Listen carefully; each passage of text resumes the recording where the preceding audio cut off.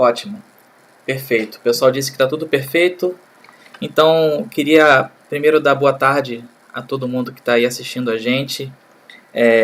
Essa live a gente fez uma vez na semana retrasada e foi uma experiência tão legal que eu resolvi continuar. Inclusive, vou fazer um marketing daqui a pouco das próximas que vão vir. São lives muito legais. E a partir de agora eu estou usando CNPJ aqui da gente para certificar esses webinars. Bom, então, além de dar boa tarde a vocês, aos presentes, queria agradecer os meus alunos que estão aí ajudando nessa live. Eles estão hoje, Samara, Ian e Adne, eles estão me ajudando aí para fazer o sumário das perguntas, se porventura houver perguntas no chat. Além disso, eles estão vendo a presença das pessoas para não distribuir certificado para quem não participou, né? Não é ético. Bom, eu vou, antes de mais nada, eu vou apresentar aqui uma coisa para vocês. Quando eu estiver apresentando, você pode me dizer se você está vendo, que aí eu vou ver também.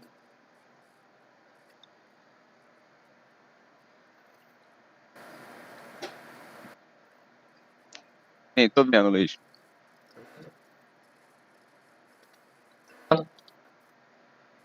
Bom, o que eu quero mostrar para vocês são esses próximos eventos aqui. Hoje a gente está nesse primeiro evento do dia 3. Semana que vem eu chamei 2 professores que são ainda na área de educação, né? Eles são professores excelentes, são os que eu ouço mais coisas positivas, professor Pedro e professor Nicole. A gente vai discutir sobre didática no ensino superior e essa questão da gente não ser formado, né, como médicos, biomédicos, enfermeiros, fisioterapeutas, biólogos, como professores efetivamente. A gente tem um trabalho técnico, mas eventualmente a gente cai no ensino superior e a gente precisa aprender isso rapidamente. E eu quero que eles expliquem para todos, inclusive para mim, o que eles fazem para ser tão didáticos assim. No dia 17, a Katia Raulino é advogada, a gente vai falar, é uma expoente no direito, a gente vai falar sobre políticas públicas na promoção da educação. No dia 4 de junho, Paulo, a gente vai falar sobre racismo no acadêmico. E no dia 1º de julho também já está marcado, eu acabei de colocar professor Dr. Daniel Manzoni, a gente vai falar também sobre preconceito de gêneros, no meio acadêmico também. Então, várias coisas interessantes. Eu gostaria que vocês vissem, se vocês tivessem interesse, para se inscrever.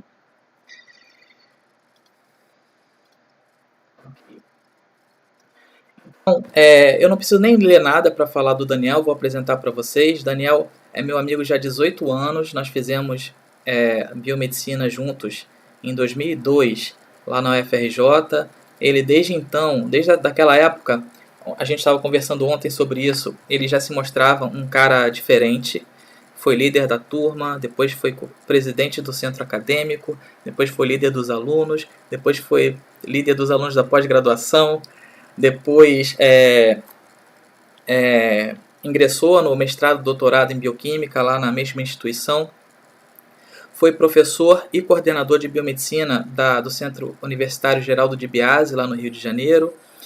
Foi o primeiro que me deu a oportunidade, lá em 2010, para dar aula no ensino superior, e eu quero publicamente agradecer por conta disso, né? Como é que uma coisa muda tanto a nossa vida assim, uma decisão, né? E hoje a gente está aqui conversando sobre educação superior para algumas pessoas muito, muito interessantes aí no chat. E foi diretor da Escola de Saúde da Unigran Rio, lá no Rio de Janeiro, e hoje é diretor do Departamento de Ciências Naturais da Faculdade do Sul da Flórida. Então posso ter errado alguma coisa, mas em geral acho que eu fiz um bom resumo para você. Daniel, eu vou te pedir só uma gentileza, rapidamente. Uhum. Eu vou contextualizar a nossa live aqui, nosso webinar, o porquê que a gente decidiu fazer isso, e depois toda a fala é sua. Eu só vou fazer perguntas porque eu tenho curiosidade também de como é aí, mas antes eu queria para homogeneizar os nossos espectadores do que a gente vai falar. Então,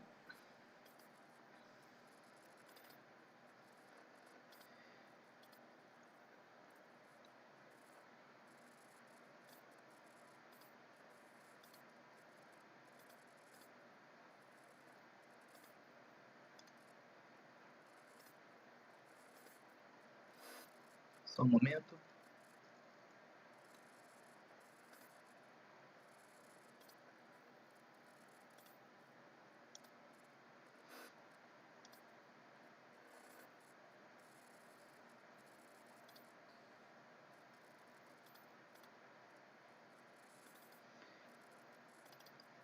Vou pedir aí para o meu apoio me dar esse apoio e verificar se vocês estão enxergando.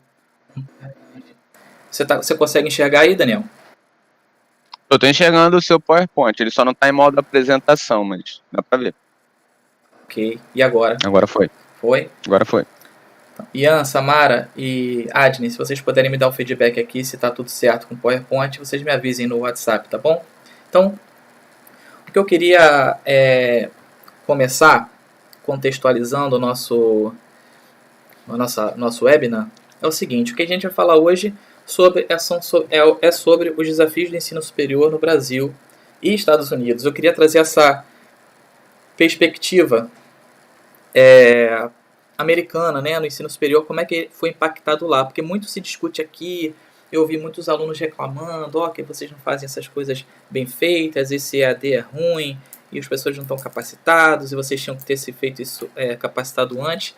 Mas eu queria também ouvir a opinião se aqui é tão diferente de outros locais assim. Então, queria mostrar para vocês esse slide. Saiu, como vocês podem ver aí, dia 1º de junho, 2 dias atrás, na Nature, que é uma revista expoente também, científica, e ela diz o seguinte no título: universidades não serão mais as mesmas após a crise do coronavírus. Nesse primeiro modelo aqui,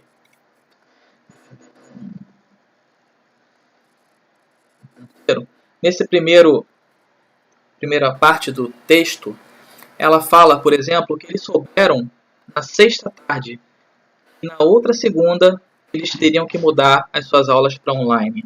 Então, assim, 40 mil estudantes tiveram que mudar rapidamente e sabendo que isso não terminaria tão cedo. E esse artigo também traz a questão de que a entrada de aulas online ela vai ser uma verdade a partir de agora. Então as universidades vão mudar e elas mesmas na questão de serem mais participativas na comunidade onde elas estão inseridas. Então, quando acontece uma crise dessa de saúde, ou como aconteceu uma crise ambiental recentemente no Brasil de óleos nas praias, a gente fica muito olhando nas universidades, né? O que o povo pensante das universidades estão fazendo para minimizar ou mitigar esses problemas. Da mesma maneira, hoje, a gente olha para as universidades com essas expectativas. Muitos dizem, inclusive, que a vacina ou o remédio que possa vir vão sair das universidades. Acontece que no Brasil, às vezes, a universidade, as instituições de ensino superior não exercem tão bem assim essa questão de ensino, pesquisa e extensão nas suas regiões. Ou seja, pesquisar coisas que são importantes para aquela região onde ela está inserida, fazer projetos de extensão relevantes para aquela comunidade, enfim, isso é uma coisa a se discutir. Daniel, esse é um primeiro ponto para você já anotar. Coisa é que esse artigo traz é que as universidades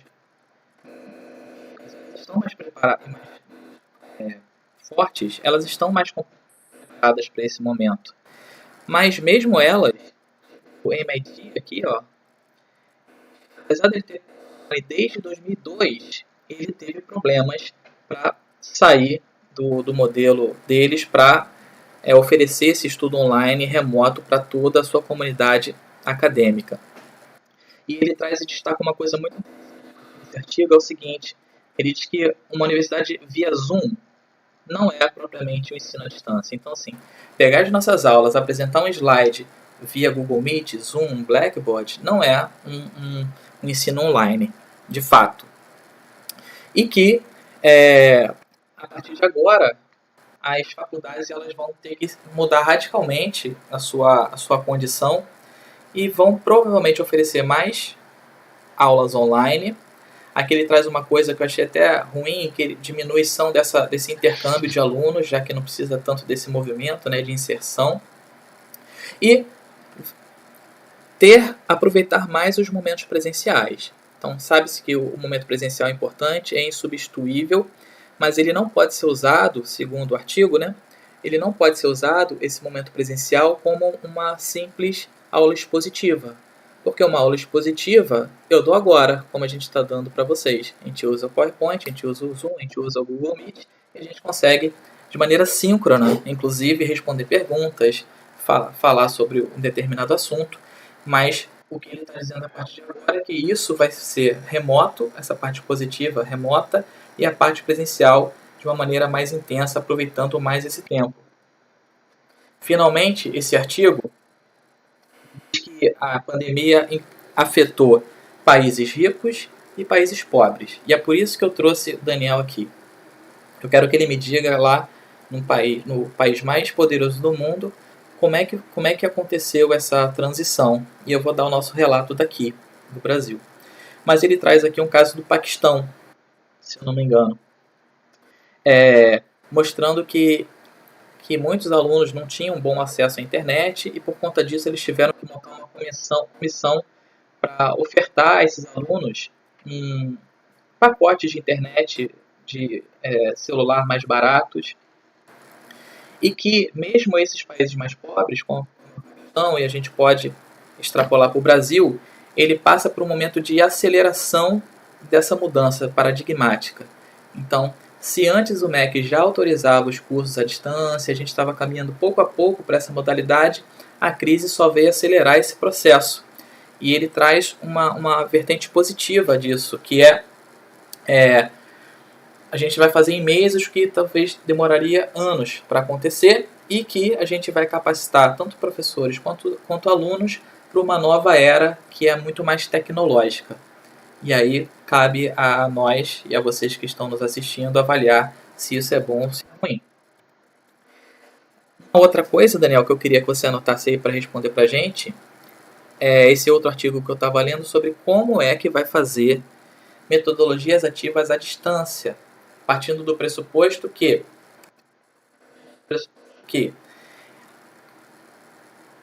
vai haver um distanciamento, se quando voltar, né, as aulas presenciais, distanciamento entre os estudantes. Então, alguns defendem que isso pode ser realizado em salas, garantindo o distanciamento físico, mas outros dizem que como você vai fazer atividades, metodologias ativas de ensino, de aprendizagem, com as pessoas sentadas separadamente. Elas vão ter que levantar a voz, não vão ter que levantar, não pode usar o quadro, não pode se movimentar muito. Então, como é que a gente vai fazer isso? É uma possibilidade, é algo a se discutir. Então, ele traz como soluções possíveis do uso de celulares, né? Pelos próprios alunos. Muitos professores não gostam, mandam tirar o celular, diz que distrai, e de fato é um agente distrator, né? Em sala de aula, mas nesse momento ele pode ser um aparelho muito útil para o processo de aprendizagem. Finalmente, senhores, eu trago esse outro artigo aqui da Science, e aí tem mais a ver com as escolas americanas, que esse professor aqui sugere a suspensão de testes universitários. E aí o Daniel vai explicar um pouco melhor, mas eu quero aproveitar esse momento para trazer um pouco no contexto brasileiro, que foi exatamente o desafio de se avaliar os alunos, nesse caso, o desafio de avaliar os alunos no ensino à distância. Como é que a gente vai fazer um teste que avalie os alunos à distância? Então, Daniel, vou voltar aqui para o nosso papo. Vou deixar de apresentar. Você vai me ver de novo. E agora eu vou te fazer duas perguntas.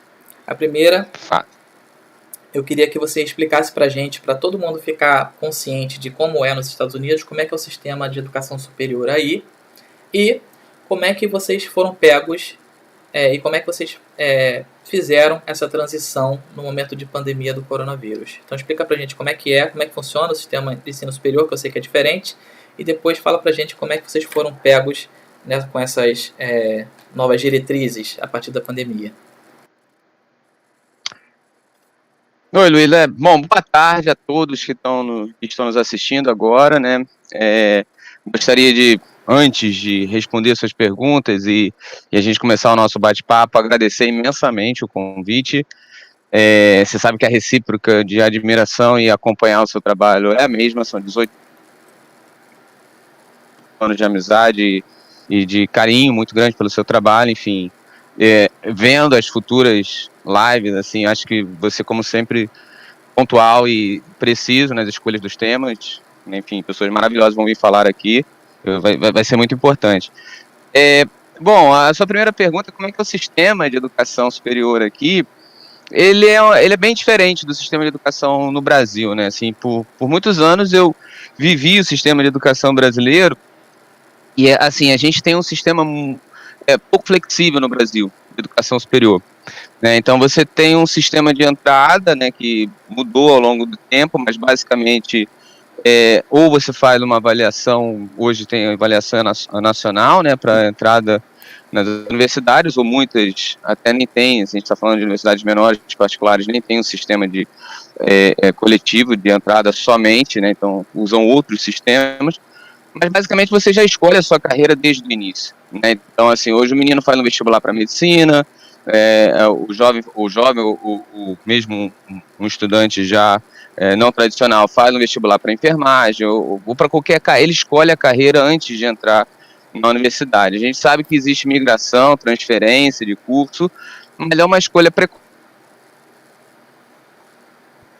E, assim, o que a gente tem no Brasil é essa divisão de níveis, né? Você tem centro universitário, você tem faculdade, você tem universidade. E uma das coisas que difere essas instituições de ensino superior é exatamente a existência ou não de, por exemplo, pós-graduação estrito sensu. A gente sabe como é que funciona essa classificação. Aqui nos Estados Unidos, a gente tem dois grandes sistemas educacionais de nível superior, que são os colleges e são as universidades. A grande diferença é o tipo de curso que é ofertado em cada um deles. Eu costumo brincar quando eu explico para alguém, o college é uma ponte entre o sistema de educacional secundário, high school, por exemplo, e uma universidade. Mas é muito simplista falar isso.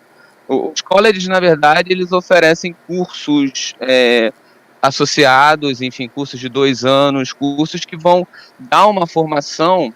A gente poderia comparar com um tecnólogo no Brasil, alguma coisa assim, por exemplo, mecânico, técnico em eletricidade, eletricista, né, enfim, outros cursos. Isso é o foco do college, são esses AAs, esses Science, esses Generals in Science, que são em 2 anos, então são currículos de 2 anos, em média, né. E já as universidades, elas apresentam os bacharéis, os currículos de 4 anos, né, então essa é uma diferença entre o college e o university. Outra diferença, assim, é que o college ele também tem os seus bacharéis, ele também tem seus cursos de 3 anos e meio, 4 anos, mas alguns cursos somente são ofertados em universidades. Por exemplo, as escolas de lei, de direito, né? Então, as escolas de medicina, por exemplo, odontologia, porque, na verdade, a gente tem 2 separações de cursos de ensino superior aqui nos Estados Unidos.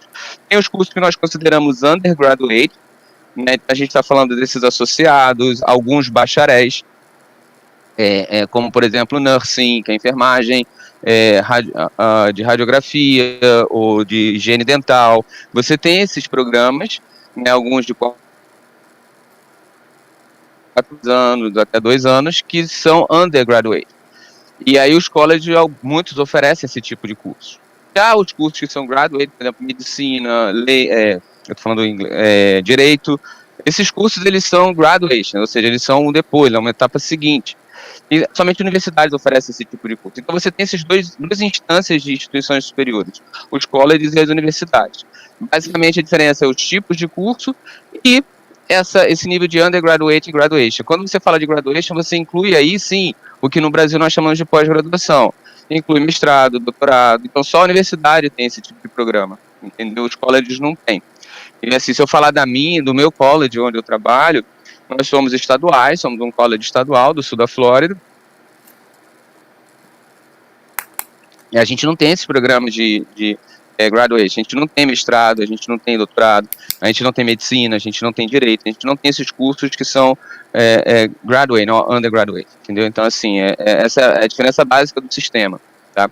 E a entrada aqui é uma entrada, você tem diferentes processos de avaliação, você tem o famoso SAT, eu acho que até alguns brasileiros já escutaram sobre isso, que é um exame que os meninos fazem no final do high school, mas tem outras formas de exame, tem um ACT também, que é um outro, e assim, o sistema de entrada ele leva em conta muito essa sua nota de corte no SAT ou no ACT, mas também leva muito em conta a sua história pregressa enquanto estudante, né, no colégio. Então aqui é levado muito a sério esses programas de honors, esses programas de atividades extracurriculares, porque isso impacta cartas de recomendação, isso tudo impacta na entrada do menino no ensino superior, né, então é um pouco sobre isso. Ficou claro, Luiz, acho que a estrutura aí do sistema? Tá, e aí a sua outra pergunta é como é que foi, como é que a gente recebeu essa transição, né? Assim, Luiz, eu não posso falar pelo mundo inteiro, né? Mas eu acho que todos nós recebemos no rush, assim, foi muito corrido tudo que aconteceu, né? Enfim, pela característica própria da pandemia, é muito rápido, as mudanças foram muito rápidas. Quando a gente fala de semanas para um sistema educacional, é muito rápido. Isso é quase que instantâneo para falar de sistema de educação, para mudar uma estratégia de educação. E falar de semanas é quase que instantâneo. E, então, assim, você imagina fazer uma mudança de ensino, uma mudança de estratégia de ensino, de entrega de programas a nível nacional. Isso, eu imagino que todos os países tiveram muitas dificuldades de fazer isso. Assim, a parte financeira de um país vai impactar um pouco no tipo de ferramentas que você tem, no seu público que você está trabalhando, mas de uma maneira geral o desafio é gigante para todo mundo, né? Então, nós tivemos desafios enormes aqui, enormes. Acho que antes de eu começar a falar dos desafios enormes, é bom falar um pouco do perfil dos alunos aqui dos Estados Unidos. Existe pelo menos eu tinha, né? Eu estou falando por experiência própria e um pouco de conversa, assim, mas existe um estereótipo de que os estudantes americanos, ou que aqui nos Estados Unidos, todo jovem tem um computador de última geração, telefone de última geração. Isso não é verdade, né? A gente encontra muito aqui nos Estados Unidos jovens que se endividam para estudar, que não têm acesso a essas ferramentas tecnológicas. Aqui nós também temos bastante alunos não tradicionais, ou seja, pessoas que estão fora do ensino há muito tempo, que estão querendo reinventar ou procurar novas carreiras. Você tem pessoas mais velhas também aí? Tem, a gente chama de aluno não tradicional aqui, eu juro que eu não lembro como é que a gente chamava aí no Brasil. Acho que é igual, não lembro. Igual, mas enfim, não lembro. Mas são os nossos alunos não tradicionais, a gente tem vários, né? E quando você pensa num college, a incidência desses alunos não tradicionais é maior, exatamente porque assim, são pessoas que buscam cursos rápidos que vão dar uma certificação de inserção, de melhoria de salário, de uma inserção numa nova área de trabalho. Em university você vê menos, mas você vê também esses alunos não tradicionais. Então, tem os mesmos desafios que vocês veem no Brasil, que a gente via, eu via no Brasil, não são muito diferentes aqui nos Estados Unidos. Você tem heterogeneidade dentro de sala de aula, a nível de idade, classe social e econômica, você encontra disso, né? Então, assim, a questão do acesso à tecnologia também foi uma barreira muito grande para a gente. Eu vou contar alguns detalhes aqui. Então, vocês, antes da pandemia atingir vocês também tinham vocês não usavam tanto as ferramentas tecnológicas que, porventura, estavam disponíveis. Então, para mim, assim, existe sempre prós e contras, né, em tudo na vida, né? Assim, vai existir eu entendo que para o ensino de uma maneira geral, existe um legado importante nessa pandemia, que é é o uso das ferramentas, é o uso da tecnologia de forma mais ativa dentro do processo de aprendizagem. Eu acho que isso é uma coisa que você bem colocou no início, a gente aprendeu na marra, né? E de fato o que você fala é verdade, a gente tem muitas ofertas de ferramentas para nos auxiliar no ensino, na modalidade do ensino à distância. E não só no ensino à distância, que podem ser aplicadas na presencialidade também, em sala de aula, no ensino presencial. Então, aqui, basicamente, aqui nos Estados Unidos, e não é diferente aí no Brasil, a gente tem 3 modalidades de ensino. A gente tem o que a gente chama de face-to-face, que é o presencial. A gente tem o híbrido, que é uma mistura de uma parte da carga horária online, e você tem os encontros presenciais. E nós temos os web, que é online, são cursos online. Os Estados Unidos é um país que já tem uma certa experiência com o ensino à distância. Você trouxe aí, por exemplo, grandes universidades que já oferecem, desde 2002, cursos completos online e muitas gratuitas, né? Na verdade, você paga só se você quiser a certificação, é mais ou menos isso. Então, assim, já existia esse conteúdo e esse material. E a gente sabe também, a gente já usa diferentes plataformas de entrega desse material online, né? Posso falar o nome de plataforma daqui? Eu não sei se... Pode, claro que pode. Pode, lógico. Então, por exemplo, a gente conhece, existem a Blackboard, existe a D2L, que não é... Até porque a gente pode usar também. Às vezes a gente desconhece alguma coisa e a gente pode importar. Não, mas elas têm no Brasil. Eu lembro porque minha última posição aí no Brasil antes disso aí, eu era diretor, fiquei por alguns meses diretor de ensino à distância na Unigran Rio, né? Porque quando a Unigran Rio, eu era diretor da escola de saúde, quando ela desfaz as escolas, eu assumo a direção à distância, do ensino à distância. E essas plataformas, elas já existiam na época. Então, falando da Blackboard, tem a D2L que virou Brightspace, agora tem o Canvas, tem a própria plataforma do Google. Então, assim, você tem diversas plataformas que você pode fazer o delivery, né? Você pode fazer a entrega desse material. Eu só queria resgatar um ponto que você apresentou num dos seus artigos, que é muito legal, que essa foi o que direcionou muito das nossas discussões aqui de planejamento nessa transição. Você trouxe um ponto que é o Zoom Learning, não é entrega de ensino à distância. Eu não trouxe nada, quem trouxe foi o autor lá. Assim, não, você pontuou do artigo. Isso, você pontuou. E essa é uma das grandes preocupações que direcionou as nossas reuniões de planejamento. Uma coisa que, assim, eu falo abertamente, o que me impressiona aqui nos Estados Unidos, não que não fosse diferente no Brasil, mas a maneira como são conduzidas, são essas reuniões de planejamento.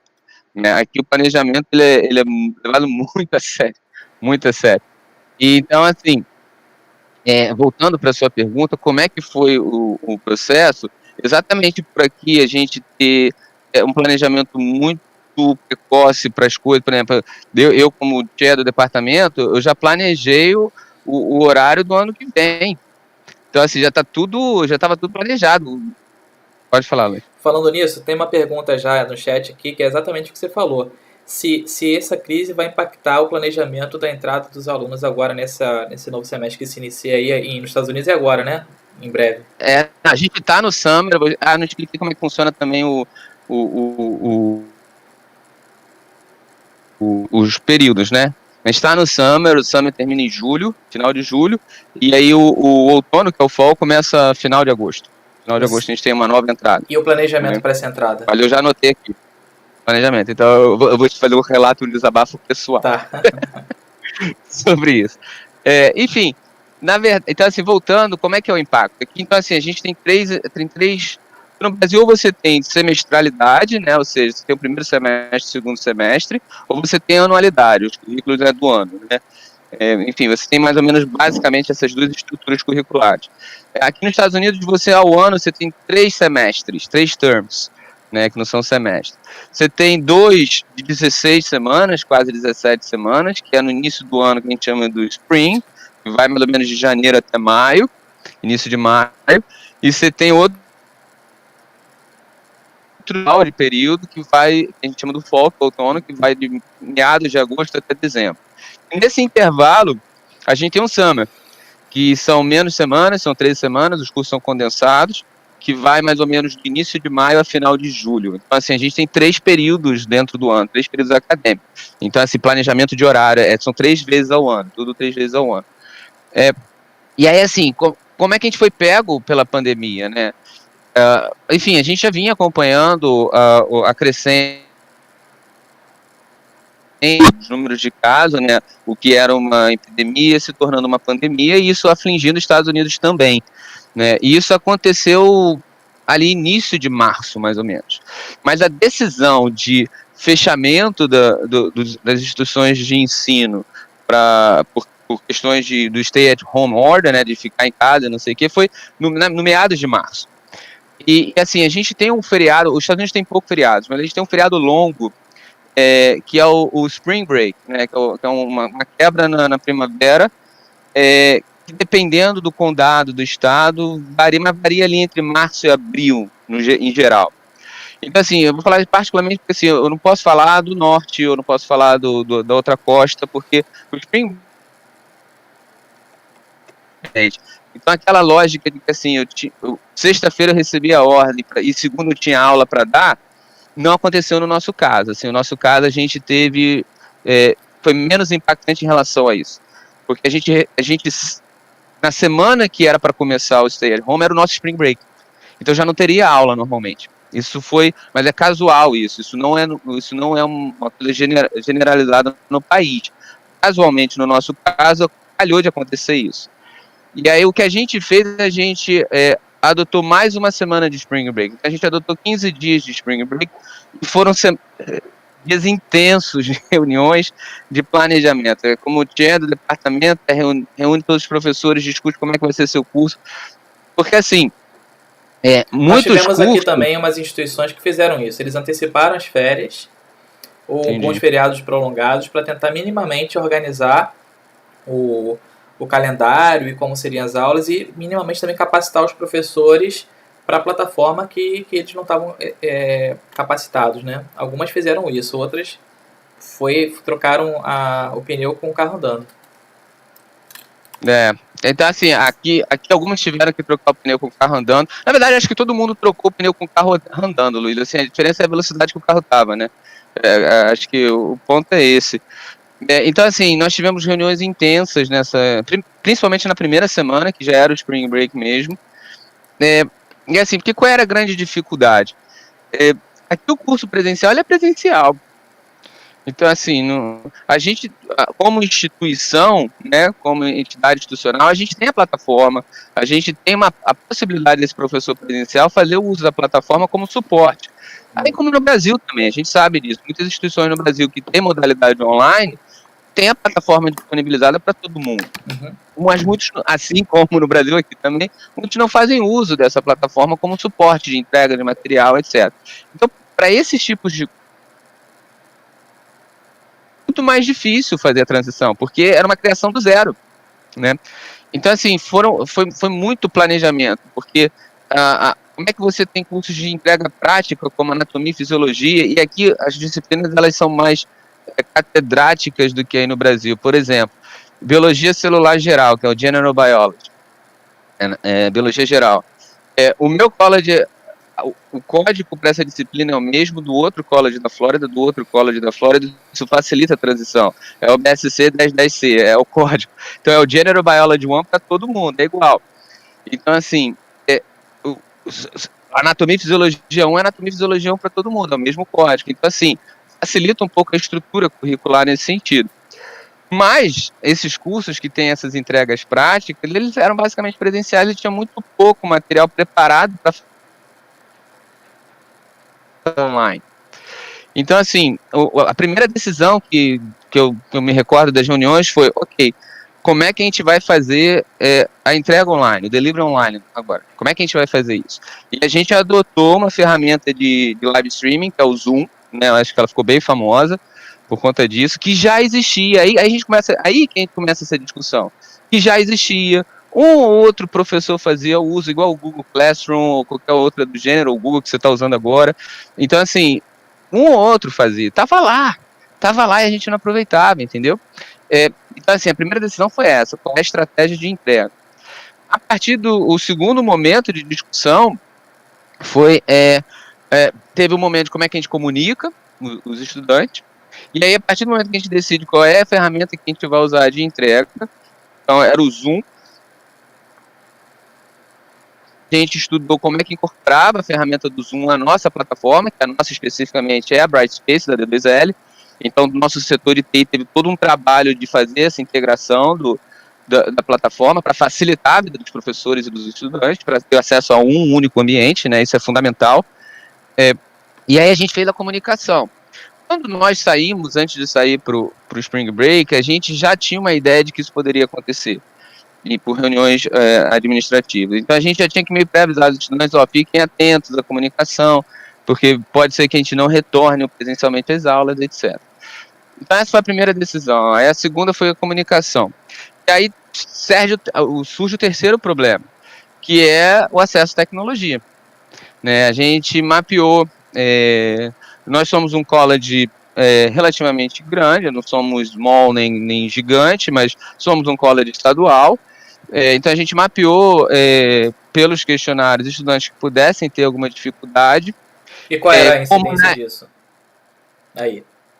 Não era grande, mas existia, tá? Assim, eu vou te falar aí um percentual de 5%. Aí eu estou chutando o percentual porque eu tenho número absoluto. O número absoluto era 230 alunos. Que reportaram, que auto-reportaram não ter.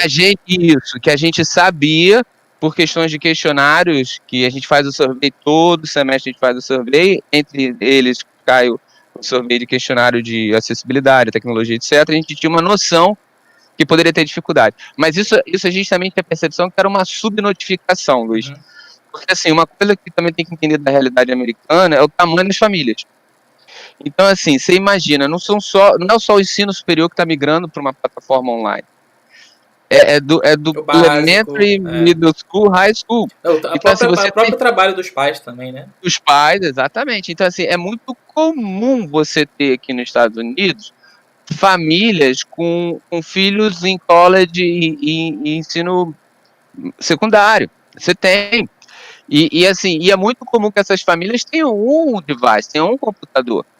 Então, assim, a gente entendeu que isso poderia ser um momento de gargalo também. Nesse sentido, Daniel, tem uma pergunta aqui do Rafael Braga. Ele fala assim: se você teve algum tipo de se você teve alunos, né, que você está falando desses alunos que te procuraram relatando alguma incapacidade em termos de ferramentas online, e o que vocês fizeram para resolver? Isso. Bom, Rafa, um abraço pra você, cara. Um beijão pra você. Esse é o Rafael Gonçalves que eu tô imaginando. Rafael mas Braga, se não é também um beijão. Rafael Braga, é o Braga Gonçalves. Se não for, também um beijão pra você, Rafael Braga. Então, a gente teve, alguns alunos procuraram por e-mail, etc., porque a gente não tinha pré-mapeado. E uma das estratégias que, enquanto instituição, a gente adotou foi existia o stay at home, então assim, a gente não poderia abrir as nossas infraestruturas de tecnologia, os laboratórios de informática, os testing centers, a gente não podia abrir nada disso, mas a gente fez entrega de material, entrega de tablet, e isso na verdade a gente está agora ampliando para o fall, né, porque a gente tem a percepção de que a procura foi muito baixa para o que a gente esperava disso, então a gente está ampliando para o fall. Mas sim, a gente teve esse problema e a estratégia foi essa, assim, foi um programa de você fazer um assistencialismo tecnológico alugando, né? Não é alugando, mas assim, você entregava, igual o livro, né? Que vai na biblioteca, pega e devolve, enfim. Aqui no Brasil, só para como a nossa live é laicar, né? Aqui no Brasil. Sim, é bom você trazer o que está acontecendo. Nesse sentido, foi mesmo. Eu vi algumas que eu só tenho as experiências pessoais das instituições que eu ensino. Porém, eu ouvi algumas instituições, como a Unicamp, as escolas da Paraíba, as escolas do Rio de Janeiro, e acho que é a USP, se eu não me engano, os coordenadores dessas instituições e os secretários de educação desses estados e dessas cidades falando sobre como eles fizeram. Então, teve de tudo. Teve essa questão que estava aí na contextualização do fornecimento de chips, teve doação de notebooks para os alunos, depois, obviamente, de fazer o raio-x de como é que era aquele corpo docente, né, aquela comunidade acadêmica, quem de fato precisava, quem não precisava. A UFBA, na última live, o nosso amigo Pablo, que é professor da UFBA, falou que a UFBA estava fazendo um levantamento e recentemente ele comentou sobre os resultados, né? Eu fiquei surpreendido com o número de alunos que tinham uma condição socioeconômica bem baixa e talvez não tivessem as mesmas acessibilidades dos mais ricos. Mas assim, foi fornecimento de chip, abertura de salas de alguns locais com agendamento, né, salas de informática com agendamento, mandar o material impresso pelo correio, com motoboy, seja lá como for, teleatendimento, então uma central telefônica para o cara usar os modos antigos de telefone. Então cada um pensou de um jeito diferente e ainda está pensando, né, como é que vai ser no próximo semestre. Aqui a entrega de material também ocorreu, porque muitos dos materiais dos alunos não tinham como imprimir. E aqui tem uma característica que quando ele faz um loan para pagar o curso dele, o material escolar ele entra nesse loan também. Então, assim, houve foi um movimento de foundation, enfim, de permitir um incremento desse loan exatamente para instrumentalizar esse estudante nesse momento, né, de pandemia, de comprar um tablet, alguma coisa assim nesse sentido. Também foi um outro movimento que aconteceu. Então, assim, no processo de transição, esse foi o terceiro momento, falei essa identificação e tentar fazer uma atividade proativa. Só que aí a gente encontrou um problema que a gente está encontrando até hoje, Luiz. Assim, é outra parte do desabafo, porque assim, que são as perspectivas futuras, aqui na nossa instituição e na maioria das instituições dos Estados Unidos, um curso para ser online ele tem que ser aprovado num programa que a gente chama de Quality Matters.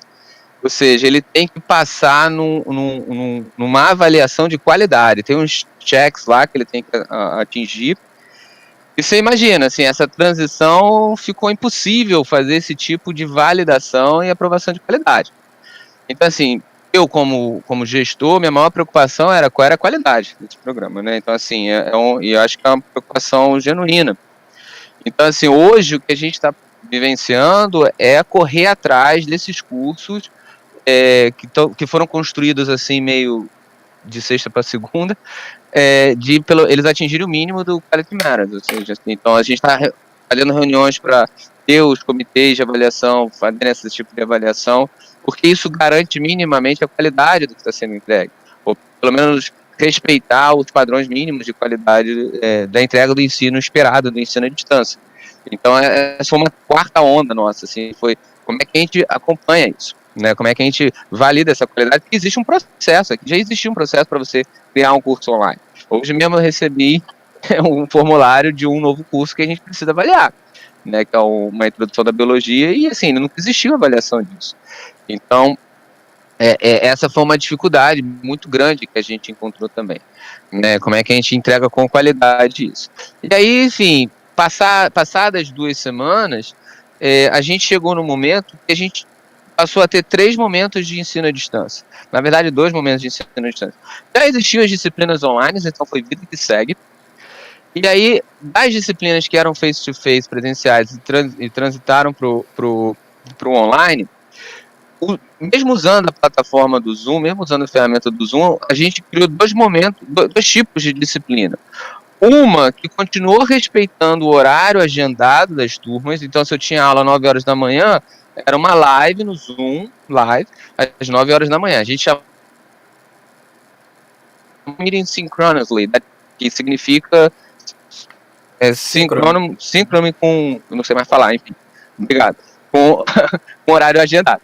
E as outras que não, que o professor apenas gravava o material, mesmo usando o Zoom, e botava público na plataforma. Isso gerou ruído, assim, eu como um bom apaziguador vou falar que gerou ruído, assim, porque alguns preferiram a questão de ter a rotina do horário, então meio que impactou muito pouco a dinâmica, né, porque assim, em vez de estar em sala de aula eu estou sentado no computador, mas respeitando aquele horário, etc. E outros reclamaram disso, porque tinha filho do lado, tinha não sei... E o oposto também, muitos preferiram a ideia de madrugada eu vejo a aula e estudo, faço isso é bem legal de conversar, da gente discutir, Porque primeiro vou deixar claro para quem está assistindo que essas duas modalidades existem, né? Tanto a síncrona quanto a assíncrona. E assim, as duas têm vantagens e desvantagens. Eu particularmente acho que o ideal seria você combinar meio a meio as duas coisas. Porque, por exemplo, eu particularmente, eu trabalho melhor de noite. Então, se... Eu lembro que tinha um professor lá no fundo, eu não sei se você lembra, Marcelo Santiago, que ele chegava para trabalhar às 3 horas da tarde. E ele ficava Muito até... bom. Lembra dele? E ele ficava até de madrugada lá. Da mesma maneira, eu trabalho melhor à noite. Quando me botam para dar aula às 7 horas da manhã, quando eu posso reclamar, eu reclamo. Mas em geral, não posso, né? Mas tem gente que prefere ter aquele conteúdo para assistir a qualquer momento, assistir à noite, assistir com calma, assistir deitado na sua sala. E tem gente que prefere aquela rotina mesmo. Acorda às 7, faz as coisas, tudo agendadinho. Então, é difícil agradar todo mundo, né? O que tem acontecido aqui é a parte síncrona. Então, assim, se a aula era de 7 às 9, continua de 7 às 9 com o professor de maneira síncrona. Igual, fazendo o mesmo cronograma, pelo menos na instituição que eu pertenço. Não sei como é que estão nas outras. Quando eu falo do ruído, Luiz, porque assim, a gente tem que entender qual era o contexto. Esse menino, no início do semestre, lá em dezembro, ele se matriculou para uma turma presencial. Então, assim, já é um perfil de presencialidade, né? Ele quer ter lá a aula dele. E aí existe uma transição à mercê dele, que ele não tem qualquer tipo de escolha no processo. E você, para algumas turmas que eram presenciais, ele tem a responsabilidade do horário, faz síncrona, e com outras não. Então, assim, é diferente de quando o menino, é o que a gente vai fazer para o FOL agora, a gente já vai deixar claro, olha, essa sessão aqui da Anatomia e Fisiologia vai ser online, com Zoom, síncrono nesses horários. Ele faz a escolha dele prévia. Ele, pelo perfil dele, pela agenda dele, pelas limitações dele, ele vai poder fazer a escolha se ele quer ser síncrono ou não quer ser síncrono, e é uma coisa que eu vou trazer para a discussão, a gente vai sim ofertar a presencialidade, sim, no FOL. Nos Estados Unidos vão ter... Então vocês vão oferecer as duas possibilidades. A pessoa pode optar se ela quer ter o contato com o professor ou se ela vai assistir a aula gravada depois. Isso, eu vou explicar como é que a gente vai fazer isso. Para o pessoal não sair da live, eu vou falar só no final. Tá. E aí, assim, a gente teve esse ruído, porque é compreensível, né, você ter esse tipo de ruído. Assim, é uma questão de perfil. Então, assim, esse foi uma coisa que a gente teve que lidar. Assim, o Spring terminou, a gente terminou o Spring em abril, então, na verdade, essa transição, a gente teve mais 5 semanas de aula, mais ou menos quase 5 semanas de aula nesse tipo de... E aí a gente, já assim que a gente voltou, que a primeira grande preocupação era entregar, era não impactar os alunos, era entregar e da melhor maneira possível, melhor qualidade possível. E aí, assim, o que a gente pensou, que aí a gente teve um pouquinho mais de tempo para respirar e como fazer, foram as avaliações, né? Tem uma pergunta quanto a isso aqui também. A pergunta é como é que foram feitas as avaliações aí? Então, primeiro deixa eu explicar como é que funciona o sistema de avaliação aqui. O sistema de avaliação aqui não é muito diferente do Brasil. Ele é a cargo e a mérito do instrutor da disciplina, né? Ele que estabelece. No entanto, aqui se respeita muito o plano de ensino, que a gente chama de syllabus, se respeita muito. Então, assim, se você pôr uma coisa no syllabus e não segue, é complicado. Ou você inventa algo que não esteja no seu plano de ensino, também é muito complicado. Então, assim, mas a gente teve essa quebra de paradigma, porque mudou, né? Quando a gente fez o syllabus, por isso que a gente fala para todo mundo lá assim, fala que é uma tentativa de que pode ser alterado. Então, assim, a gente tem essa preocupação de falar. Então, assim, a avaliação foi um problema. E aí aqui, uma coisa, Luiz, que me chama a atenção aqui nos Estados Unidos, eu não sei explicar o que é. A incidência, ou pelo menos o tornar-se público para o professor e a solicitação de adaptação a disability, qualquer tipo, né, de deficiência ou desordem, é muito grande. Então, assim, eu estou no meu 7º semestre aqui nos Estados Unidos, e em todo semestre eu tenho alunos com com algum tipo de disability. Pode ser de atenção, de visual, não interessa. A gente recebe um documento oficial com o nome do aluno, etc. E aí, basicamente, uma das grandes preocupações é assim, mais tempo, um lugar separado. Então, os colleges, as universidades, a gente tem uma coisa que a gente chama de test center, que é uma central só para realizar exame. Então, assim, para esse tipo de aluno, ou para quem perde um exame, faz um make-up exam, a gente agenda lá para esse menino e aplica. Com essa mudança, a gente perdeu essa estrutura. Então, assim, tanto para o aluno regular quanto para esse que precisava desse suporte do teste center, ficou muito complicado. Então, assim, a gente ainda está enfrentando problemas no processo de avaliação, tá? Então, assim, no meu departamento tem professores que já no semestre passado usaram esses teste center na limitação dele, então tinha que agendar, não podia mais do que 10 dentro do Big Room. Então, assim, a próxima sessão tinha que ser meia hora depois para fazer toda a dessanitização do ambiente. Então, assim, foi muito complicado. E outros resolveram utilizar proctoring pela própria ferramenta do Zoom, por exemplo, a câmera, tal, etc. Então, assim, a gente ainda está enfrentando uma dificuldade grande de fazer o processo avaliativo. Existem ferramentas, tá? Que sempre Existem foi, ferramentas... sempre foi difícil, né? Assim, a discussão da foi avaliação nunca... Por exemplo, esses dias eu estava escrevendo um documento, por conta dessas queixas, houve muita queixa das avaliações que nós fizemos, justamente por conta disso, assim, porque foi muita novidade, a gente não sabia exatamente como fazer, a gente tentou fazer o que o NDE, né, achou a forma mais eficaz de avaliar o aluno nesse momento. Só que o jeito que foi feito teve algumas falhas que gerou muito ruído também. Aí a gente conversamos de novo para saber o que a gente ia fazer e foi pedido que a gente fizesse um documento também para explicar, né? E eu participei da redação. E eu estava redigindo exatamente isso, assim, como é difícil avaliar. Quando você vai buscar na literatura, basicamente o que acontece?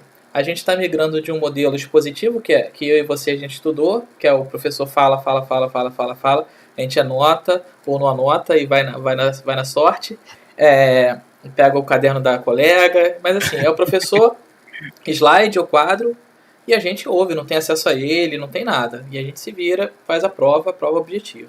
Só que de um tempo para cá tem essa questão das metodologias ativas, que era aquele ponto que eu trouxe na contextualização, na qual o aluno demonstra conhecimento, o aluno faz a questão da humanização, o aluno faz a prática de habilidade, faz isso, faz aquilo. E só que a gente continua avaliando com prova de múltipla escolha. Então, a gente tinha aulas expositivas e fazia prova cognitiva ali, né, de marcar ou de escrever discursiva. Aí mudou completamente o jeito de ensinar e o jeito de avaliar é igual. Meio que não faz sentido, né? Essa é uma discussão antiga, Luiz. E ela também assim, só um adendo aqui, assim, quando eu vim para os Estados Unidos, eu imaginei, por uma questão boba minha, que eu ia encontrar um país super avançado em sistema de educação, em discussões de educação. Porque a gente tem um pouco dessa síndrome de vira-lata, né? Assim, a gente acha que o Brasil é atrasado em tudo. A gente é em muitas coisas, mas na educação não. A gente forma excelentes profissionais, a gente forma excelentes acadêmicos, enfim, não somos. E aqui a discussão tá pegando fogo ainda. Como é que é o processo avaliativo, metodologia ativa. É normal, cara, é uma discussão normal, não deixa nada a desejar das discussões super produtivas que existem no Brasil também. Mas assim, quando eu estava falando do problema da avaliação, Luiz, eu nem estava tentando entrar nesse mérito do como é que você avalia competência com as ferramentas online, assim, eu não estou nem entrando nesse mérito, não, é a questão da cola mesmo, é a questão da liability. Então, assim, era um pouco nessa preocupação com a questão que eu estava falando da avaliação. E aí, assim, por exemplo, existem ferramentas aqui que foram muito, uma ferramenta cara. O nosso college não conseguiu pagar, não conseguiu ter o affordable para pagar a ferramenta, e a gente não está usando. Mas existem ferramentas de proctoring, por exemplo, que o aluno ele liga a câmera do device dele e ela faz uma leitura de olhos. Então, assim, é surreal, cara. Então, se você... Porque impede de abrir outras abas também, né? Tem isso. Impede de abrir outras abas, você pode bloquear. Então, assim, é o proctoring exam, tem vários tipos de ferramentas. Só que assim, a gente não teve condições financeiras como uma escola pública. A gente tem incentivos do governo, parte da receita do nosso college é estadual, é pública.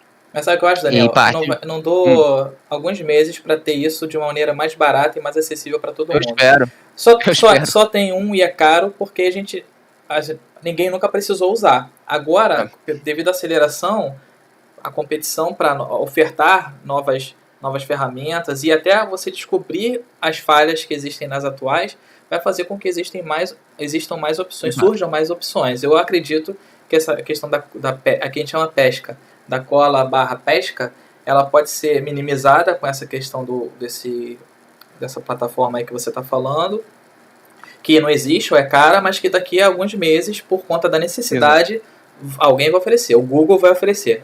Alguém vai dar um jeito. Um chinês vai pensar e vai estar para todo mundo. Isso é legal você falar, Luiz, porque assim, a maioria das soluções elas surgem quando você enfrenta o problema, né? E aí você pensa numa alternativa de solução. E a gente nunca vivenciou tanto ensino à distância como a gente está vivenciando agora. Então, assim, diferentes mentes estão se deparando com dificuldades. E, assim, uma outra mente vai vir com uma solução brilhante e acessível, né? Então, assim, é uma coisa que a gente espera desse processo.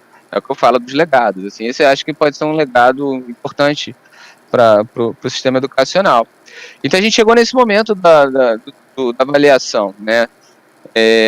Por exemplo, aí a gente, quando fala de avaliação, aí a gente pode abrir para N situações.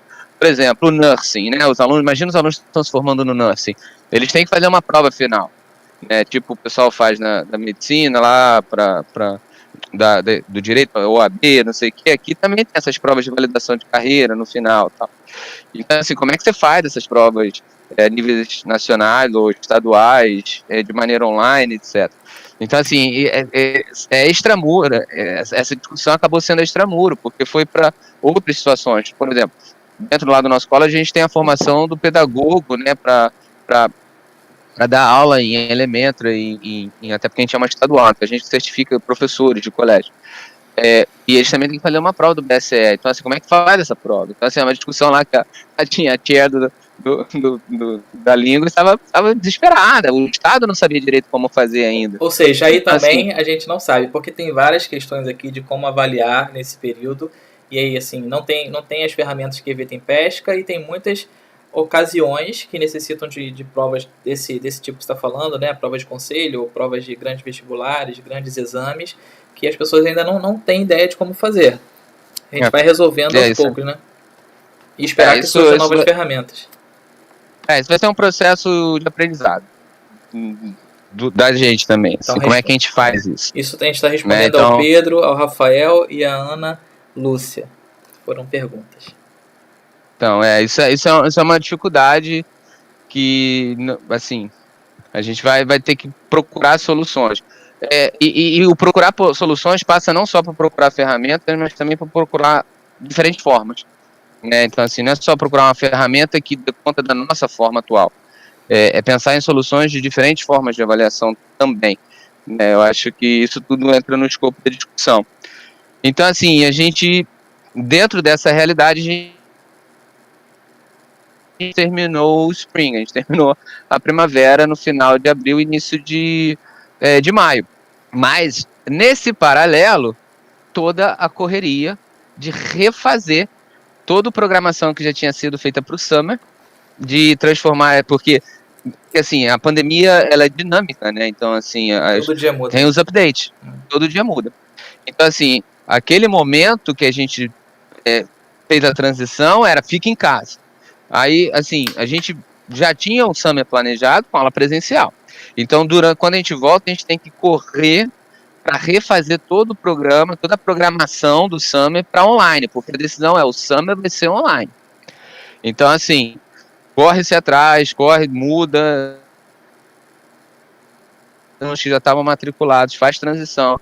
E aí, Luiz, aqui como gestor, porque quando a gente fala de educação, assim, envolve vários aspectos, né? Então, assim, como gestor, eu vou trazer uma situação também importante para a discussão, que é a carga horária docente. Então, assim, por exemplo, pra você ter uma ideia, aqui nos Estados Unidos, uma disciplina online, a gente paga um crédito a mais para o professor do que o presencial. né? E aí, assim, então, assim, tem toda uma questão de carga horária do load desse professor de planejamento que a gente teve que reestudar tudo. E aí é o tuition, porque, assim, uma das outras diferenças da university para college é que na universidade o aluno geralmente ele paga um tuition anual, tá? Porque é um programa fechado, ele é full time, ele é um aluno full time. No college, como é 2 anos e ele pesca, por exemplo, ele tem que fazer 6 créditos de área da biológica, ele escolhe. Ele tem que fazer 5 na área de químicas, 4 da humanas, ele escolhe. Então, assim, o tuition dele é flexível, é semestral.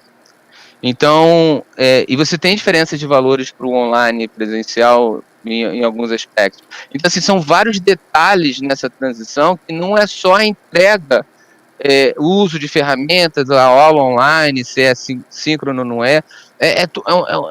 uma coisa orgânica que você tem que pensar em como é que você muda sem impactar, impactando o mínimo possível, né? Então, imagina, dando aula, pensando nessas coisas, a gente teve que fazer tudo isso de forma paralela, assim. E isso para uma realidade americana é muito estressante. É muito impactante. Mas é interessante você falar isso, porque tem alguns alunos assistindo, né? E a gente normalmente a gente não pratica muito essa questão da empatia, né? De você colocar no lugar do outro, saber o que os outros estão vivendo. E tem professores na live e tem alunos também. E provavelmente tem gestores, como você. E aí, eu acho que nessa pirâmide, os professores os 3, são... tá? Hã? Eu sou os 3, eu sou aluno, gestor e professor.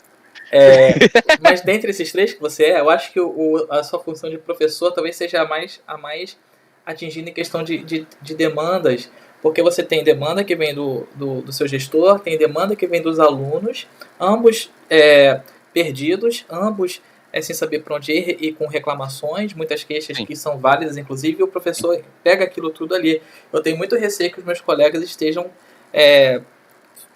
ficando muito estressados, entendeu? Então a gente tenta sempre minimizar, pegar todas aquelas informações, então, filtrar, assim, é legal você falar usar, isso, é importante que os alunos que estejam aí tenham essa consciência, né, que o professor tem dificuldade, assim como ele, aluno, está tendo, o professor está tendo muita dificuldade e o gestor também. E a ideia é que a gente consiga, de maneira orgânica, solucionar isso com a menor, entre mortos e feridos, né, o menor número possível nessa questão do ensino, dessa transformação do ensino. É interessante que os alunos saibam disso, porque uma das perguntas, inclusive, Daniel, é como os alunos receberam isso. Aqui, no Brasil,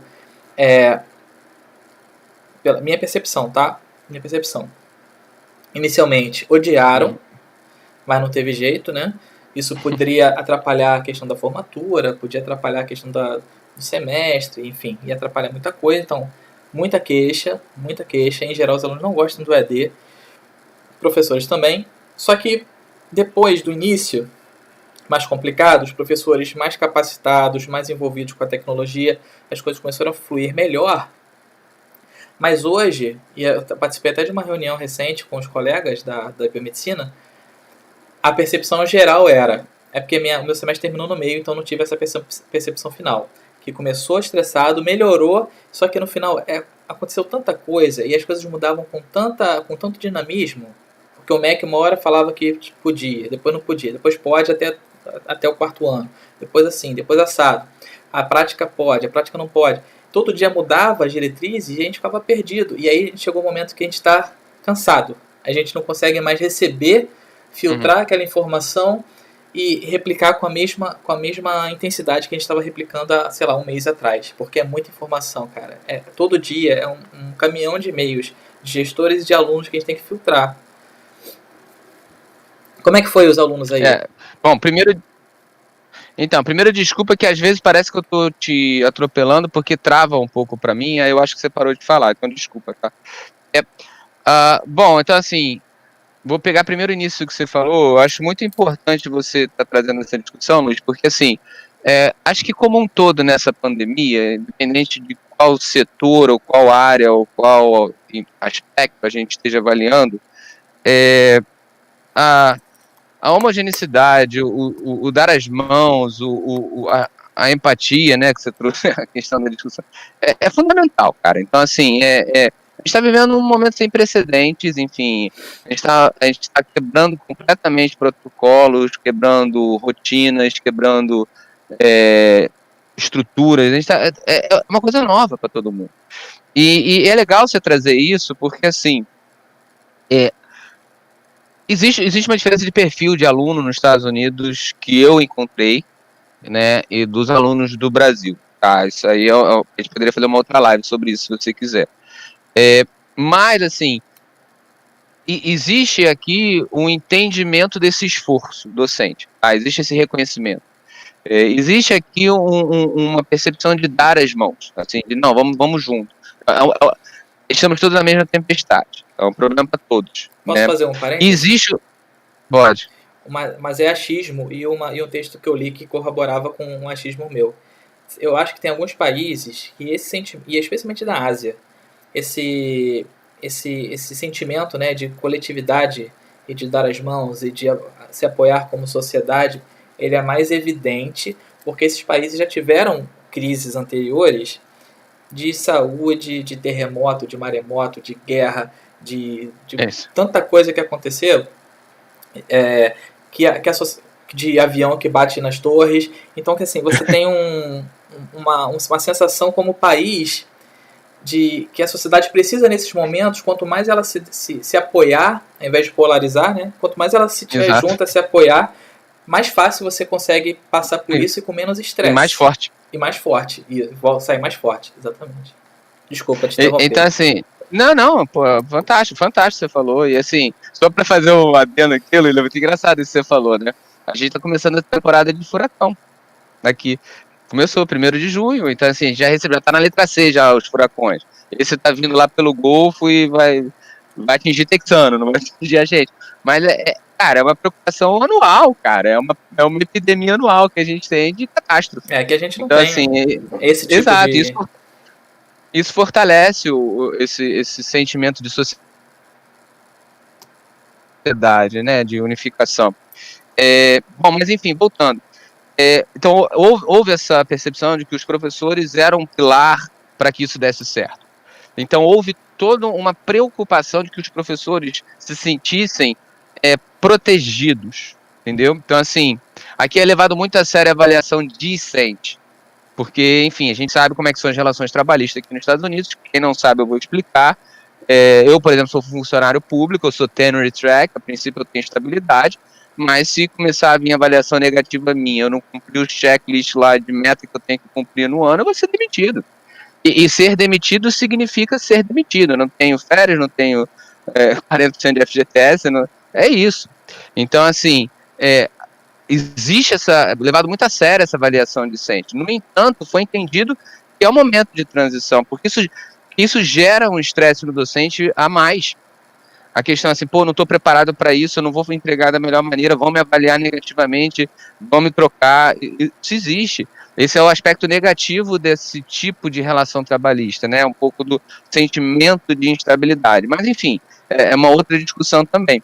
Então, assim, houve essa preocupação de proteger essa sanidade, né, do docente e dar suporte para ele. Né?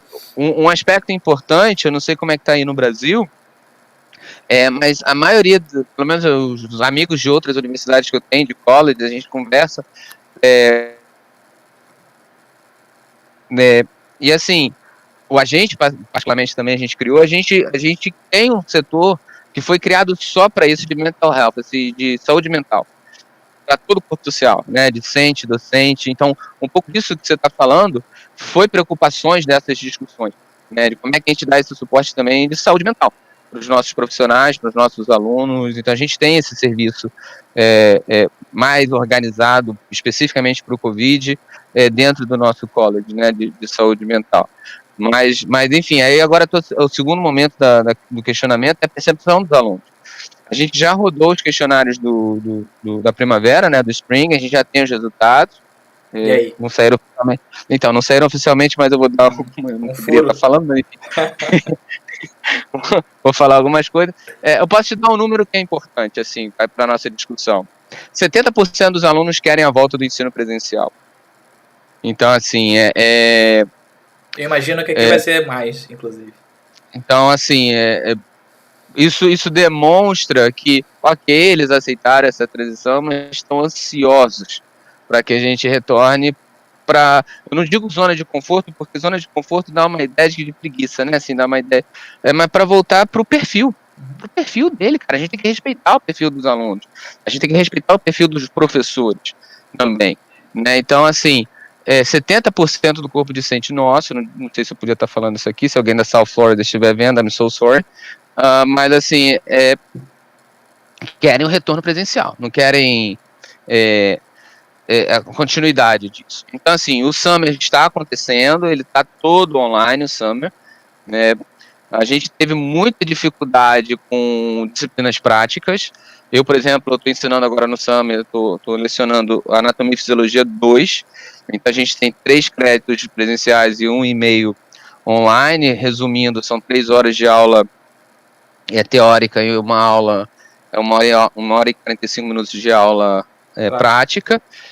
E aí, assim, aí vem a volta aquela velha discussão que a gente estava tendo. Existem várias ferramentas de anatomia e fisiologia online. Histologia, algumas, microscópio online. Histologia, todos. Laboratório online, ratinho online, sapinho online, micro, né? O que você imaginar na área da saúde tem de ferramentas online. Muitas pagas, mas outras gratuitas.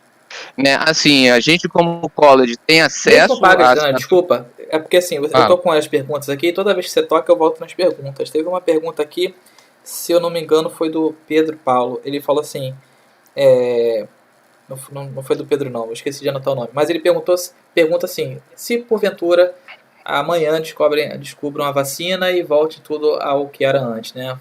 A possibilidade dos presenciais. E esse investimento, ele foi válido, não foi? Eu vou dar já a minha opinião. Eu acho que foi super válido. Se o cara tiver que pagar, a instituição tiver que pagar uma ferramenta dessa, de anatomia, fisiologia, histologia, micro, sei lá, qualquer uma dessas ferramentas que a pessoa possa utilizar online, eu acho que é mais um objeto de uma ferramenta de ensino que pode ser super útil, né, para o ensino daquela instituição. Então acho que não vai ser em vão, vai ser um movimento que só estava demorando para acontecer. Exato, concordo plenamente com você. E aí é aquele negócio, assim, é igual quando se inventa o microscópio, a gente passa a olhar um novo mundo. Então, assim, as bactérias sempre existiram. Essas ferramentas estavam aí, a gente não enxergava, ou fazia muito mau uso delas. E a gente agora está enxergando e buscando como implementar elas da melhor maneira dentro da nossa rotina educacional. E aí, Luiz, a minha percepção cai no mesmo ponto lá que você falou da ferramenta da avaliação, né, de acompanhar a avaliação, etc. Eu acho que vai ter um boom, eu espero que tenha um boom de ferramentas de ensino prático online, né, porque assim, sempre, pelo menos quando eu estava no Brasil, eu era diretor lá da saúde, o diretor adjunto da saúde lá da Unigran Rio, a discussão que a gente tinha era como é que transformava curso de saúde online, né, tirando a questão de toda a parte de negatividade dos conselhos, de entender que a formação vai ser prejudicada, etc., isso é uma outra tipo de discussão, mas muito dessa discussão era baseada na carência de formação de habilidade, basicamente. Né? Porque assim, a habilidade ela é uma parte importante do desenvolvimento de competência, então é compreensível isso. Como é que você ensina uma aplicação de anestésico, coisas desse gênero, né? A sensação que eu tenho e o que eu tenho navegado dentro de ferramentas, não estou dizendo que o ensino online na saúde vai ser uma coisa assim, que vai acontecer do dia para a noite. Mas eu acho que todo esse gargalo, toda essa dificuldade da pandemia nos levou a engolir num primeiro momento. Então, quebrar qualquer tipo de preconceito, e se tem preconceito, vai dormir com ele, entendeu? E tentar entregar o melhor, tá? Usar as ferramentas. E a evolução dessas ferramentas, eu acho que ela vai vir um processo natural, porque é mais gente usando, mais ideias, mais gente desenvolvendo, mais falhas sendo detectadas. Então, assim, eu vejo com muito bons olhos esse uso em massa agora dessas ferramentas. Não sei como é que vocês estão aí no Brasil. Se vocês estão usando essas ferramentas online para aulas práticas, laboratórios virtuais, essas coisas, mas aqui está muito intenso isso. E só antes de você me responder, Luiz, O que eu falei na reunião com meus professores, já umas 2, 3 vezes isso, por exemplo, a gente tem uma situação aqui nos Estados Unidos, a gente, assim, o professor, os full-times, né, basicamente, eles têm lá a carga horária deles de office, tem a carga horária de projetos de pesquisa, de projetos de extensão, etc., e o sala de aula. Ele tem um contrato lá de 40 horas e tal. Mas, por exemplo, tem um congresso, o cara vai.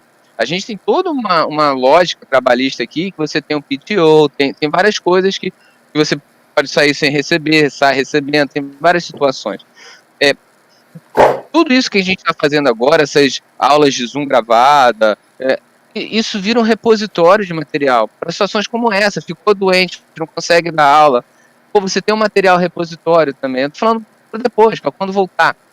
Então, assim, é tudo uma tentativa de mostrar, de quebrar um pouco essa animosidade do ensino online, de entender que o ensino online, além de ser uma modalidade de sala de aula diferente, é um suporte para a modalidade de sala de aula presencial.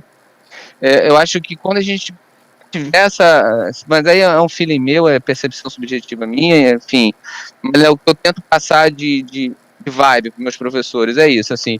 O online tem que entrar na nossa vida a partir de hoje para sempre. Ajudar. E para ajudar, né? Aí, eu queria resgatar um negócio que você falou no início, eu falo demais, desculpa. Você falou o uso do celular. Tem um professor aí no Brasil... Antes de ir pro celular, tem um... Mal, desculpa. Não, é que nesse contexto das aulas online, do repositório, né? Eu às vezes eu faço umas...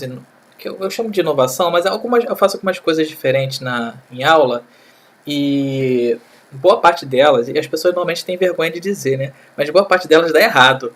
E aí eu tento... Desculpa a expressão, mas dá uma cagada, fica horrível a aula, e aí eu não faço mais. Tento mais uma vez, que às vezes eu não estava preparado, tento mais uma e deu errado. Eu já tentei dar aula de inglês, já botei para falar inglês, foi um fiasco. Agora, sim, existem algumas que eu acho que eu fiz bem. Teve um episódio que a coordenadora que trabalhava comigo, tinha uma viagem, ia ter uma troca de professor, né? Eu ia dar aula no lugar da pessoa, numa outra semana, né, para substituí-la, e ela ia cobrir a minha viagem, porque essa viagem já estava marcada, isso já estava esquematizado no cronograma, né? Que a aula do dia tal seria dada pela professora tal. Ok. Fui proibido de fazer. E aí, eu fiquei sem pai nem mãe, né? Eu não tinha como repor, já vi uma prova logo depois, eu não podia desmarcar a viagem, eu não sabia o que fazer, eu fiquei meio desesperado. E minha proposta, um acordo com a turma, foi o seguinte: eu ia dar aula, então assim, lá nas origens, eu ia dar aula para eles de maneira síncrona, só que pelo computador. Então assim, gente, amanhã ninguém vem, vai tudo para suas casas que eu vou gravar a aula e vou estar com vocês. Mas eu não vou poder estar aqui, eu vou estar no Rio de Janeiro. Aí, tá, fiz. Aí o pessoal gostou, etc e tal, e depois tive que conversar com o coordenador para explicar por que eu fiz aquilo, etc, etc, etc, etc. No final das contas, o coordenador me pediu para que eu fizesse aulas gravadas e deixasse essas aulas gravadas sempre, para que fosse não como carga horária, né, da presencial, mas que fosse um adendo a mais. Então dava lá, sistema urinário. Aí falava sistema urinário. Aí, pessoal, tem uma aula nesse link aqui que é sobre reflexo da micção. Vocês vão lá e vejam. Ou sobre a ação do hormônio e tal. Então eram coisas pequenas que eu gravava aulas no PowerPoint, se eu não me engano. Deixava lá disponível. E eu dava aula presencial normal e como um a mais a pessoa podia ver. Às vezes aula de revisão também, a pré-prova. Então os alunos ficavam vendo aquilo lá até se ambientarem legal. Às vezes o aluno não entendeu na aula e em casa, mais calmo, vendo 2 vezes aquela parte, ele entende melhor. Então me ajudou bastante. Eu gravei uma vez e usei várias. Exato. Então, assim, é importante isso. É importante a gente também ter um pouco essa visão do que é o ensino online, né? Assim, como é que ele pode impactar as nossas vidas, mesmo sendo professores presenciais, assim. O online, ele é uma modalidade, ele veio para ficar, não tem muito o que discutir.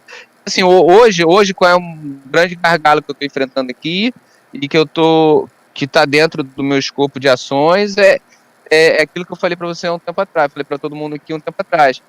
Agora é assim, a gente precisa validar a qualidade desses cursos online, porque eles não existiam. Então, assim, tudo que a gente fala de ferramenta, de maneira de entrega, de formato, de dinâmica, de conteúdo, agora é o momento de avaliar. Assim, infelizmente a gente botou a carroça na frente dos bois porque tinha que continuar entregando por uma questão, alguns vão dizer por uma questão contractual, de comercial, né? Outros vão dizer por uma questão ética, outros vão dizer por... eu digo que é por uma questão humana, né? Assim, é por uma questão humana, porque já seriam muitos impactos na vida das pessoas, e você, no meio do semestre aqui, você falar para um menino assim, beleza, fica em casa e depois a gente vê o que acontece. A gente tem que lembrar que tem pessoas que estavam se formando ali naquele semestre, que estavam já contando de conseguir um emprego, de pagar as contas. Então, assim, é para muito além, né? Tipo assim, a gente tem que pensar sobre isso. Então, assim, agora o momento vamos indexar essa qualidade, vamos fazer o Quality Matters, que é o nosso processo aqui, vamos fazer. Eu acho que todas essas discussões, né, e aí sim, do uso do celular, né, aquela coisa toda que você estava falando, Luiz, eu acho que assim, agora é o momento da gente qualificar o trabalho. Eu acho que um primeiro momento foi a gente quantificar o trabalho, pelo menos falando como é que foi a onda, que a gente primeiro quantificou o trabalho, conseguiu botar em escala esse ensino online e atender. Só para você ter uma ideia, Luiz, a gente tem aproximadamente 20 milhões de estudantes em college e university a nível de undergraduate. Se eu não me falha engano os números, porque eu já sei do Brasil já tem alguns anos, mas aí, quando a gente falava de universidade federal, a gente falava de 1.200.000 alunos aí no Brasil. Se eu não estou enganado com os números, se alguém estiver na live e tiver os números, por favor, me corrija, mas os números, estou falando da federal, não, né, das públicas, eu não estou considerando as particulares. Mas a gente tem 20 milhões aqui nos Estados Unidos, assim, quase 10% da população brasileira. É muito significativo. É muito significativo. Então, assim, no primeiro momento foi quantificar esse ensino online, conseguir estender para todos e esse foi o momento. Agora, como gestores, como educadores, a gente tem a segunda etapa agora, que é qualificar, né? A gente trazer qualidade para isso, de maneira importante. Então, assim, aí que a gente entra na questão do como é que a gente aplica metodologia ativa, que aqui a gente não chama de metodologia ativa, você vai raramente ler o termo Active Learning, por exemplo, né? É Centered Learning, é o Student Centered Learning Process. Então, assim, é o processo centrado no aluno. Então, assim, existem aqui estratégias diferentes de metodologias ativas que eu não conhecia no Brasil, pode ser por uma carência minha pedagógica, enfim, mas que aqui existem que são aplicáveis a ensino de distância. Então, minute paper, eles têm isso, assim, que aí em um parágrafo você resumir a aula, você pede. Então, assim, nas plataformas online você pode fazer um discussion board, por exemplo, né, de cada um faz o seu input. Então, assim, você tem maneiras de fazer isso no online. Né? Então, esse Quality Matters, por exemplo, ele traz um pouco desses index para a gente, do como é que a gente traz esse Centered Learning environment, né, essa atmosfera do Centered Learning para dentro do online também. E assim, aí eu vejo a gente retornando para uma nova normalidade, digamos assim. Acho que mais do que nunca, por exemplo, uma metodologia ativa que pode ser extremamente fortalecida é a sala de aula invertida. Então, assim, resgatando um pouco o que você trouxe do artigo, né, que aproveitar o momento de sala de aula para aplicações, né, aplicar o mundo real, aplicar situações de desafio, enfim, para desenvolver competências de verdade em sala de aula, assim, tudo isso que a gente está construindo em quantidade, que a gente vai transformar em qualidade, vai ser uma alavanca fundamental para que a gente consiga ter esse momento em sala de aula de aplicação. Porque, assim, uma coisa também que a gente tem que entender o tempo, mais do que nunca, acho que ficou claro isso, o tempo é precioso, né? Então, assim, o tempo de sala de aula para o aluno é mais caro do que ele paga, a verdade é essa, eu estou falando numa universidade particular e na pública do que a sociedade paga para aquele cara estar ali. Então, a gente tem que fazer daquele momento um momento de agregação de valor máximo possível. E às vezes a gente se depara com tendo que voltar com conhecimento básico de uma má formação de ensino básico, de ensino médio, não só aí, aqui também, não acho que é diferente. aqui menos, mas também tem esse resgate de conceitos básicos. Por exemplo, só para você entender, uma professora nova lá do nosso college, ela propôs agora, a gente vai avaliar o curso novo que ela está propondo, que é Introdução de Anatomia e Fisiologia, para explicar o que é célula, para explicar, entendeu? Só para você ter uma ideia. A gente também tem esses mesmos problemas. Mas assim, a gente pode suprir isso agregando valor com plataformas, agregando valor de forma online. O famoso nivelamento que tanto se discute no Brasil, né? Então, assim, cara, como a gente usa isso agora para benefício de todos, assim. E mais do que nunca, esse momento em sala de aula presencial, ele é valiosíssimo. A gente tem que... Então, assim, eu imagino que o Flipped Classroom, né, essa sala de aula invertida, ela vai ser uma metodologia ativa comum dentro das universidades a partir de hoje. Já tá? Assim, aqui nos Estados Unidos ela já aí no Brasil já era, porque já existiam essas discussões, então, assim, a gente não está falando nenhuma novidade aqui, a gente não está trazendo nenhuma inovação, meu Deus, os caras descobriram. Comum não é, mas que já se discute, já se sabe, sim.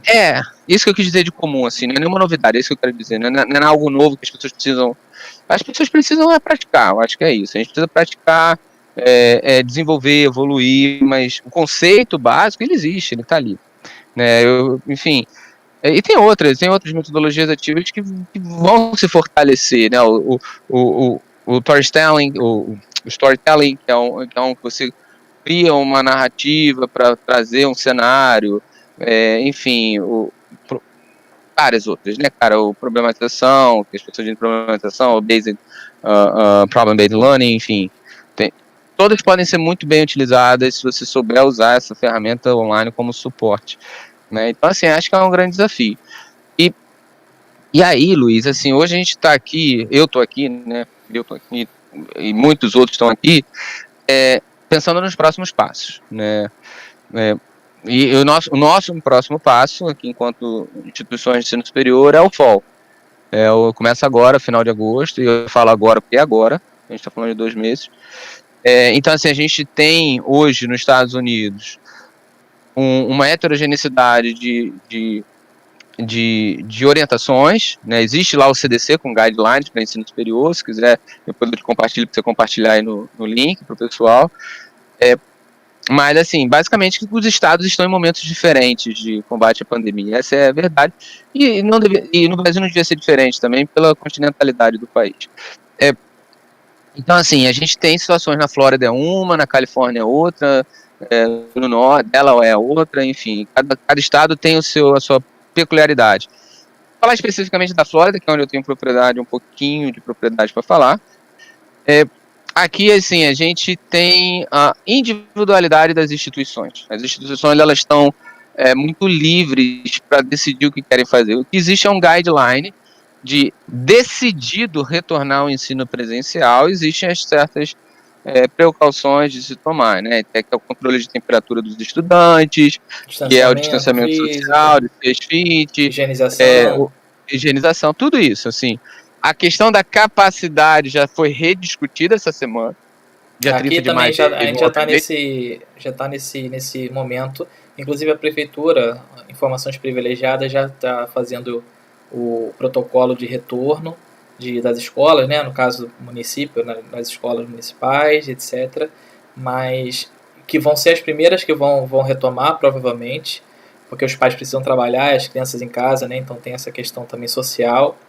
Talvez a educação superior dos níveis seja a última a liberar, mas também já está tendo protocolo em saber como é que vai ser, informando o Ministério da Educação, como é que toda a programação de aulas, tanto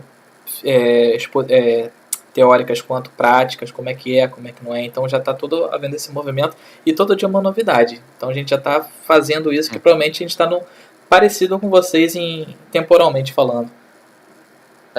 Então, assim, aqui o nosso college tem universidades que vão ficar online, vão ficar todas online no fall, já decidiram.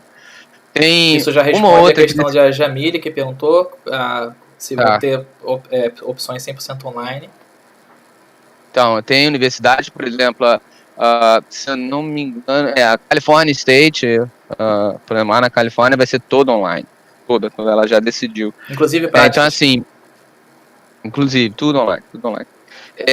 Aliás, é legal você falar no práticas, porque assim, quando a gente fala de prática, né, porque assim, eu sou ciclo básico, né, o meu departamento é o Natural Sciences, então eu tenho a química, física e biologia sobre o meu guarda-chuva. Então tem as disciplinas de física, as disciplinas de química, as disciplinas de área de biologia, né, anatomia, micro, etc. Então, quando eu estou falando de prática, eu, Daniel, aqui falando de prática, eu estou nesse mínimo espectro do que é prática, né, são as laboratoriais básicas. Só que existem as práticas clínicas, as práticas são outro nível de prática, né? Sim. Que é do Health Science. O Health Science não é da minha alçada, mas eu posso te falar o que aconteceu. Eles adotaram, cara, é brilhante, tem vários simuladores de Health Science maravilhosos, assim, maravilhosos.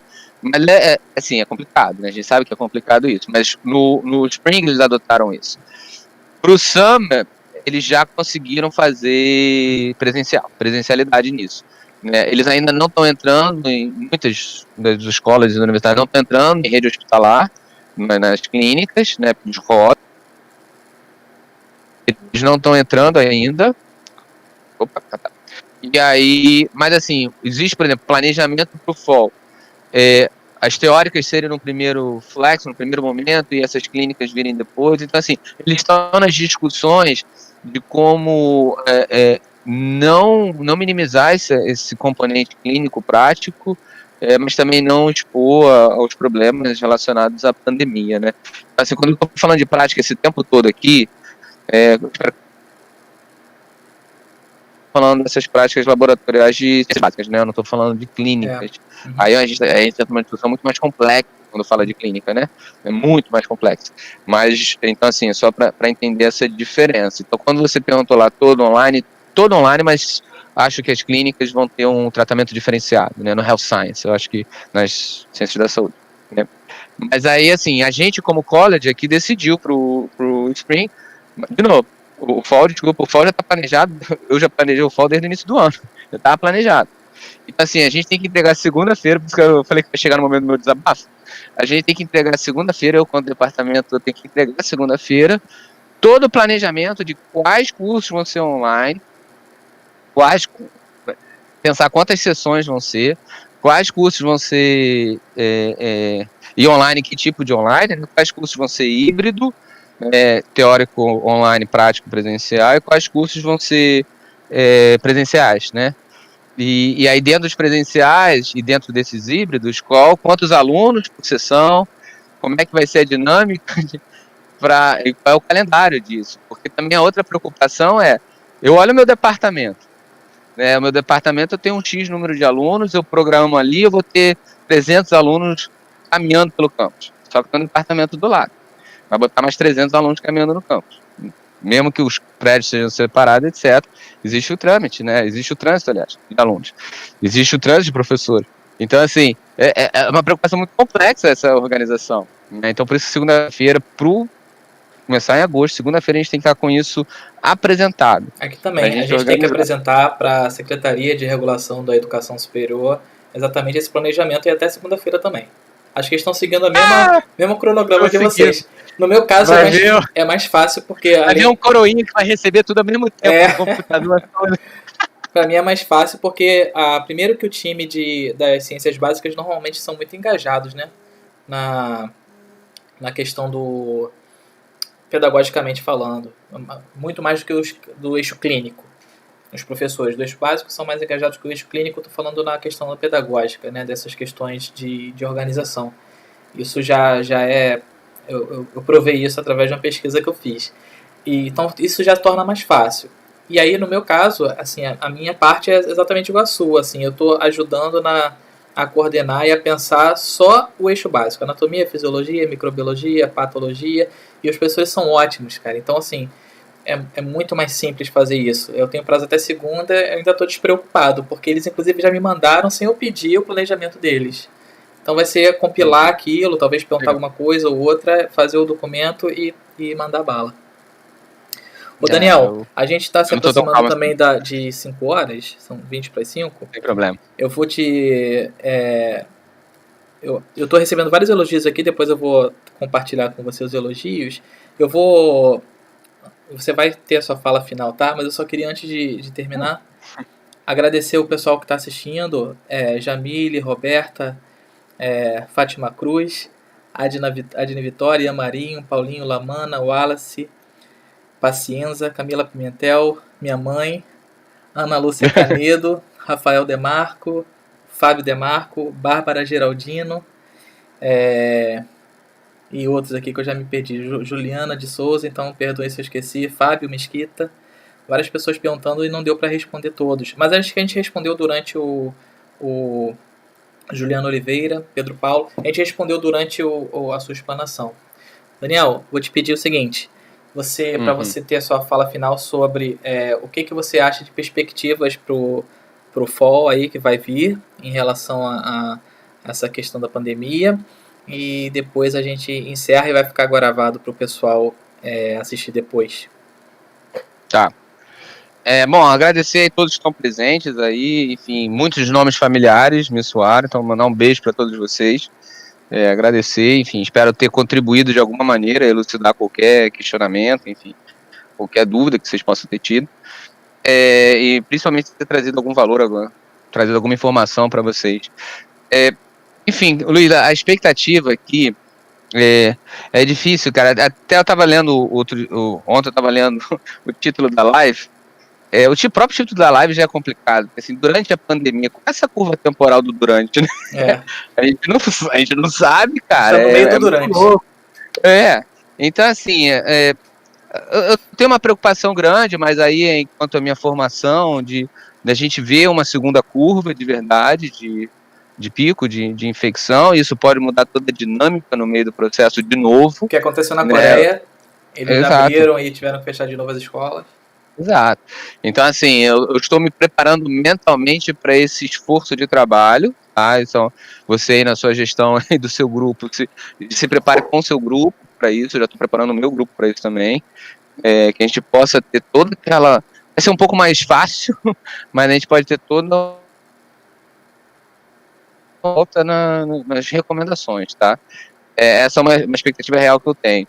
Mas, bom, basicamente a outra expectativa é isso, assim, a gente como instituição, a gente adotou a escolha de ter presencialidade também, exatamente muito baseado na coisa dos 70% dos alunos quererem ter presencialidade. Então, acho digno a gente, podendo, de forma segura, ofertar presencialidade para aquele grupo de alunos que realmente tem uma incapacidade muito grande. Porque uma outra diferença entre college e university, Luiz, aqui nos Estados Unidos, geralmente university, por eles serem full-time, eles são residentes. Então, eles moram na universidade, nos alojamentos, etc. Os colleges, eles geralmente são urbanos. Então, assim, os alunos não moram no college, eles moram nas casas deles e vão para o college. Então, assim, ambos têm os seus problemas. Mas quando a gente pensa na nossa realidade de college, você não permitiu o aluno ir para a universidade, você também está impactando outros aspectos da vida acadêmica desse aluno. Então, acesso a uma livraria, acesso a uma tecnologia, acesso a uma rede de computadores, acesso a um Wi-Fi. Conexão. Tá? Então, assim, a gente teve vários alunos indo para o parking lot, para o estacionamento, para acessar as aulas, cara. A gente teve, é bizarro, a gente teve isso, e é uma coisa que no primeiro momento a gente não pensava. Então, a gente teve que alterar a banda da internet por causa disso, né?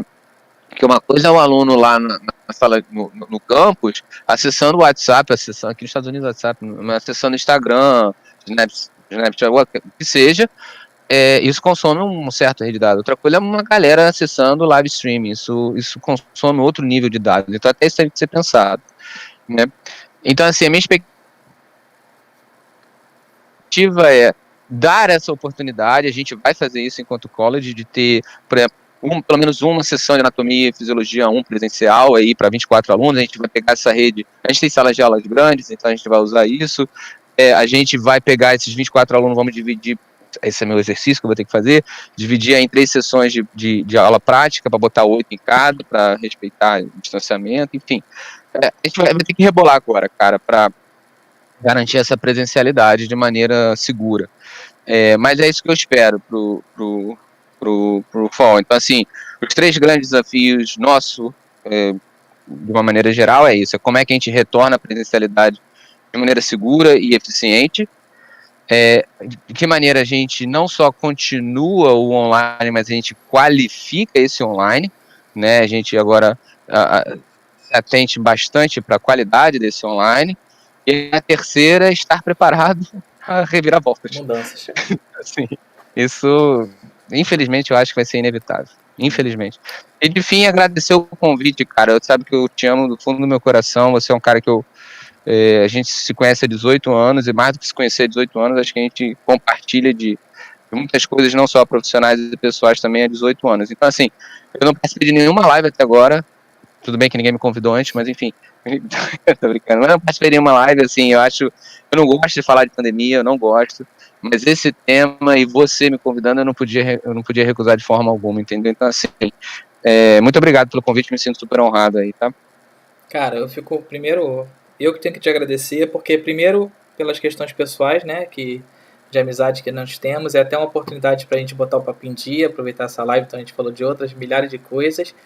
E a outra é trazer, cara, a perspectiva de outros locais, porque a gente comentou, aqui a gente tem essa percepção muito regional. Então, assim, é sempre acusando os problemas, e não pode ser assim, não pode ser assado, mas a dificuldade que está dessa mudança nas práticas de ensino, aparentemente não é só aqui. Então, assim, muitas coisas que você falou são as mesmas verdades aqui. A gente está cronologicamente no mesmo momento, já planejando o nosso semestre, que também começa em agosto. As questões das práticas, essas ferramentas que hoje existem, mas ou são caras ou são um pouco inacessíveis, mas que podem vir a ficar melhores. A própria maturação do corpo docente em se capacitar, em se envolver. E do corpo docente, lembra que o corpo docente tem jovens de 20 e tantos anos, que são muito mais ágeis, né, na percepção de tecnologias, quanto tem docente de 80, que ele vai ter mais dificuldade, ele não foi formado para isso.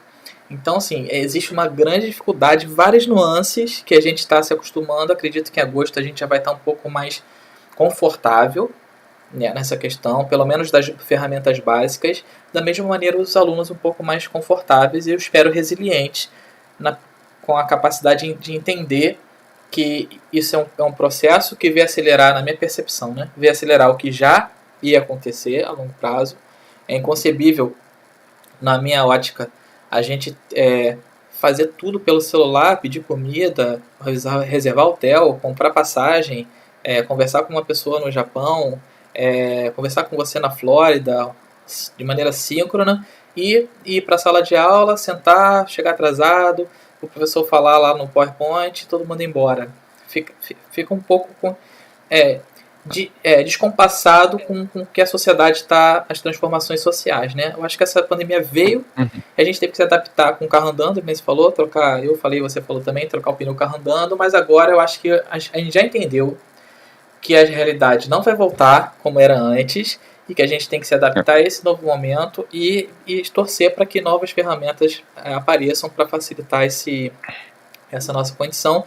E com isso melhorar, como você falou, que eu achei sensacional, não tinha nem pensado nisso, fazer a análise da qualidade desse ensino, né? Então, tentar balizar esse ensino pelo alto, mesmo usando essas ferramentas tecnológicas.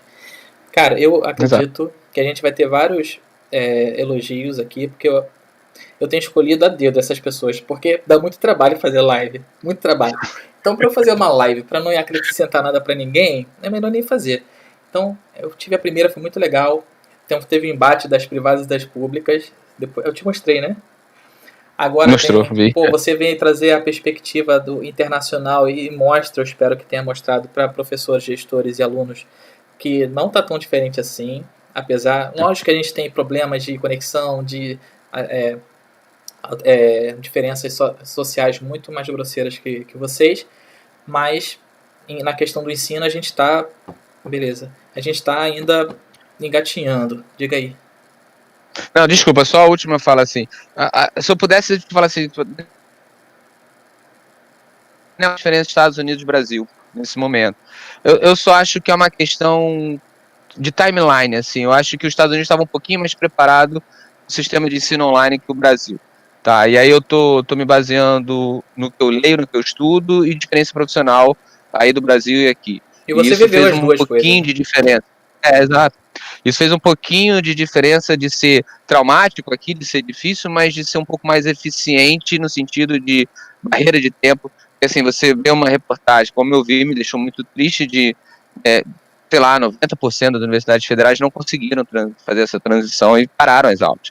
Então, assim, eu acho que um pouco desse gargalo, tem muitas explicações, mas uma pode ser que os Estados Unidos estão um pouquinho à frente só, acho que essa é a grande diferença, no conteúdos online e ferramentas online. Mas o mindset, a gente está muito parecido, não tem muita diferença nisso não. Acho que é mais suporte de material mesmo. Perfeito.